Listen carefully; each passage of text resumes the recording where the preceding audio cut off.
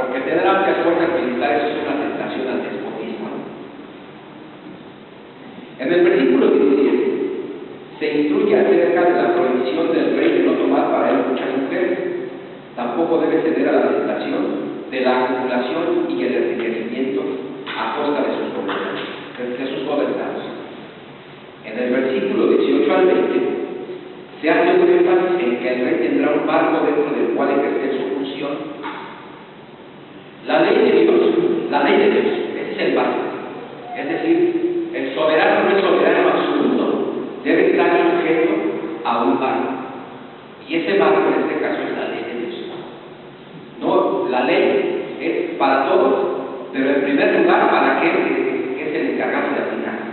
De tal manera que cuando quienes son los encargados de aplicar una normatividad o una ley que están vulnerando, están faltando gravemente, porque su función es hacer que esa ley se sujeten a ella a todos, y todo significa, en primer lugar, quién está en ese papel para hacerlo.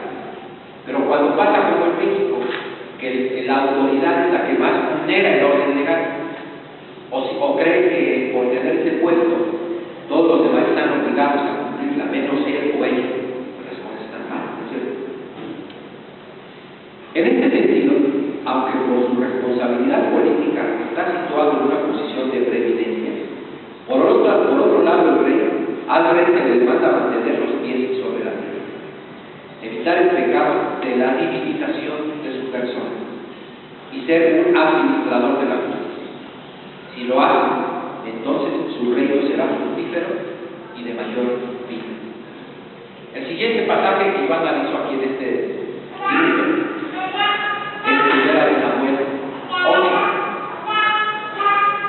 La narración contenida en este capítulo se refiere al inicio de la monarquía en Israel. El profeta Samuel advierte a los ancianos, jefes y representantes del pueblo, de los peligros de seguir la corriente política de moda en el mundo. Danos un rey que nos gobierne, como lo tienen todas las naciones. Esa es la tentación. Llegan los ancianos, los jefes, y le piden a Samuel que les dé un rey. ¿Y qué sigue haciendo? El profeta, por instrucciones de Dios, versículo 9, advierte a todo el pueblo que sí va a tener rey, pero al mismo tiempo les adelanta que el personaje por el que tanto claman va a dominarnos, empobrecernos y enseñorearse en todos los aspectos de la vida social. Ustedes quieren rey, ustedes quieren tener un régimen político como todas las demás naciones, pues entonces lo que les va a pasar es como a todos los demás. ¿Han leído ustedes ese capítulo de Primera de Samuel 8? Como una manera de contener los estragos del gobierno humano, el Señor concede a los deseos de Israel y también advierte de los resultados malignos que el rechazo al gobierno originalmente dado por Dios, por medio de jueces, tendrá en el futuro la nación de Israel. De este capítulo podemos extraer la enseñanza de que una cosa es la permisividad divina a su pueblo para elegir determinada opción, y muy otra que toda opción elegida represente la voluntad de Dios y el consecuente acuerdo con las acciones derivadas del camino. ¿Sí entendemos cómo está aquí la cuestión? Tienen rey, pero ¿fue por qué? Por la pecaminosidad del pueblo. Entonces Dios concede que tengan, y entonces el rey viene a resultar Saúl, ¿verdad? Pero el propósito original de Dios no era ese. Entonces aquí la lección para mí, por lo menos yo así lo veo, es que también nosotros pudiéramos en ese derecho a equivocarnos, escoger un cierto régimen, un cierto personaje, y el resultado es de nuestra propia elección, y Dios permite, ¿no es cierto?, que así sea, pero no es un nombramiento automático, porque lo que Dios ha instituido es el principio de las esferas de responsabilidad. Hay una esfera de responsabilidad que es la de los gobiernos, pero eso, por lo menos como yo lo veo en mi lectura de la Biblia, no significa el nombramiento automático de cada persona en ciertos regímenes políticos. Porque, por ejemplo, cuando se llega a ese poder por golpe de Estado, ¿no?, respondemos a eso. Me parece a mí que ahí hay un juego de una permisividad de Dios, ¿verdad? Dios permite eso, pero es la tentación plenamente humana, ¿no?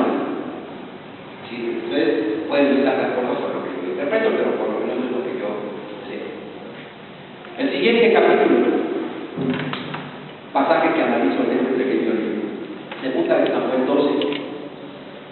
Una vez consumado el nombramiento de Saúl como rey, el profeta Samuel se dirige al pueblo y le recuerda que la elección de monarca ha sido una concesión de Dios y que ello no implica aprobación automática para todo lo que el pueblo y su rey hagan.